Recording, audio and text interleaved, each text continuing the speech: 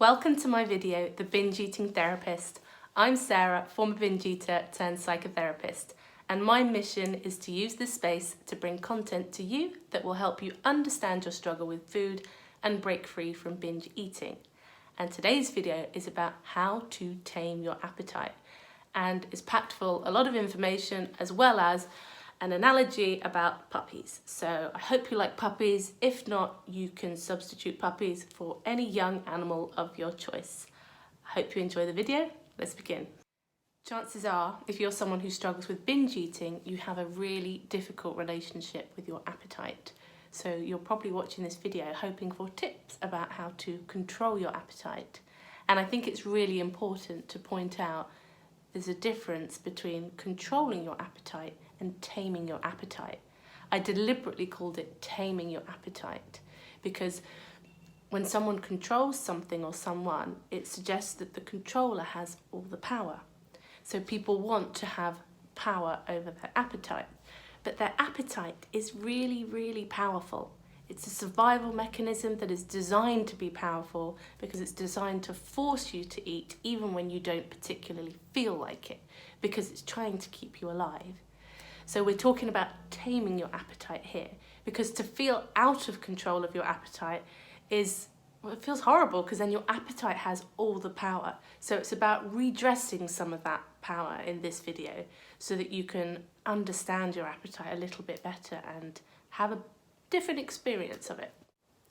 In the addiction world, they often talk about if you're addicted to alcohol, you're addicted to gambling or something, they describe it as the addiction is this tiger, and you lock this tiger in a cage to become abstinent from it, and you don't open the cage because once you open the cage, it will run rampant.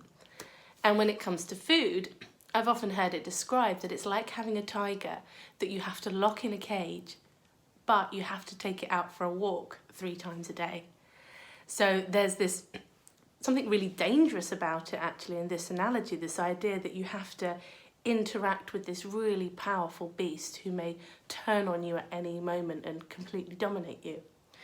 But thinking about this made me start thinking of another analogy which I've only really pieced together this morning. So I'm hoping it's not going to be too all over the place, and we'll just have to see how we go. But the analogy is likening your appetite to getting a puppy. So this idea that taming your appetite is a bit like taming a puppy. And if we think about getting emotionally ready for taming your puppy, we might think about what are the things that you need, like mindset-wise and emotionally, in order to tame a chaotic, out-of-control puppy. And one of the things you're going to need is some patience, which doesn't mean that you don't feel impatient sometimes, and it doesn't mean that you don't feel frustrated when your puppy or appetite isn't behaving itself. But all it means is your default position or your intention is to keep coming back to patience and repetition. Because when it comes to training a puppy to do something, they're not going to get it the first time. They're going to make mistakes, and it's the going over and over, this willingness to repeat and to keep trying to be patient when it comes to taming your puppy. And another thing that's really important when you are trying to train a puppy is that you need to feed the puppy. Puppies need food. Your appetite needs food. And we often use food to help the puppies to behave. And if you feed yourself adequately, your appetite is more likely to behave. And so sometimes we might, train puppies to wait for food, but the food is always coming. A little bit like that with your appetite. There may be times when you have to wait to eat, but if you know and you are trusting yourself and reassuring yourself that you are going to eat, you are going to honour your appetite, then your appetite will calm down a little bit because it will trust you that when you get the opportunity and when it's appropriate, you will feed yourself. And with your puppy and your appetite, don't judge it. Puppies and appetites have their own agenda. Puppies, they just want to lope around and have fun and play and all of that. That's what they want. And with your appetite, what your appetite wants is to keep you alive and to ensure that you are well fed. And so if your agenda is different to your appetite's agenda, you're saying to yourself, actually, I should be restricting, I shouldn't be eating this much, and I don't want to be that well fed, you're going to end up in a conflict with your appetite. And as we know, or as you probably know, you're watching this video, you know what binge eating feels like. That's how powerful your appetite is. So your appetite is going to want to do its thing. And if you try and get in a conflict or in opposition with it, you're going to end up in a really uncomfortable place. You're going to end up in this battle with your appetite, rather than acknowledging that your appetite is almost a separate entity to you. It's part of you, but it isn't you. So therefore, what your appetite does, or what your appetite wants to do, isn't saying anything about you. There are people I met, they feel guilty just for feeling hungry when they believe that they shouldn't be hungry.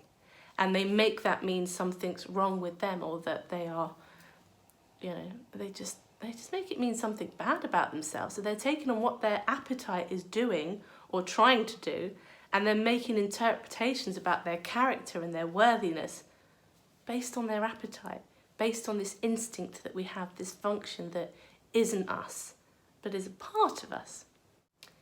And if you have a puppy, you cannot keep your puppy on a lead indefinitely. Puppies are curious by nature. They want to explore. At the very least, they need an extendable lead. And it's similar with your appetite. Your appetite wants to find the right thing. It wants to find what's going to be satisfying for you. It wants to find variation so that you are eating a variety of foods. I recently went for a walk with a friend and her dog. And at the end of the walk, when we were leaving the park, she was trying to call the dog to put the dog back on the lead. And the dog didn't want to come. The dog didn't want to be confined to the lead. It knew what was happening. So he was like mucking around and playing and all of that. And again, it's the same when it comes to our appetites.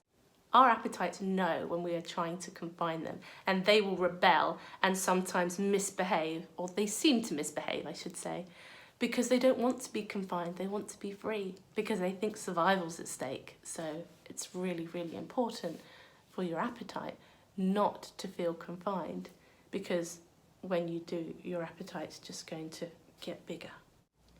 And finally, if you have a puppy or some kind of pet, you're probably really glad that you have them. You probably don't think, I wish I didn't have this puppy, I wish I didn't have this cat, goldfish, whatever it might be. And I suppose my question is, can it be the same when it comes to your appetite? Can you be glad that you have it? Your appetite is working really hard for you. It's trying to get it right. But unfortunately, we live in a world that's telling us that we shouldn't have it, or we can have an appetite as long as it's not a very big one, or we can have an appetite as long as we are in full control of it. Our appetites, they're trying to keep us alive. And so if we can appreciate the fact that we have these appetites and enjoy them like you might enjoy your puppy, if we can enjoy our appetites, we tend to then end up with a much better, more mutual relationship with our appetite, rather than trying to be the control of our appetite, which often some people do seem to manage to control their appetite, but when it comes from that control place, most people can't do it without a real detrimental effect to their well-being. Being in control of our appetite can be like a full-time job, and it creates food obsession and all of this as well, which is why I've made this video to talk about taming our appetites, so that we have a little bit more mutuality and reciprocity. I don't know if I said that right, but like reciprocating, you know what I mean. So these are some thoughts about your appetite and whether you can make friends with your appetite. And as always, I always go on about it, the intuitive eating principles are a really good way of creating a new relationship with your appetite, creating a new relationship with food as well. So I highly recommend that you check out intuitive eating. I've done a video about it as well. I will link this video to that video. And if you're enjoying this content, if it's helpful to you, please subscribe to the channel, please like the videos, comment and engage, because this is a really young channel. I started it last month, and your engagement really helps me to grow the channel. So on that note, Go well, and I'll see you on the next video.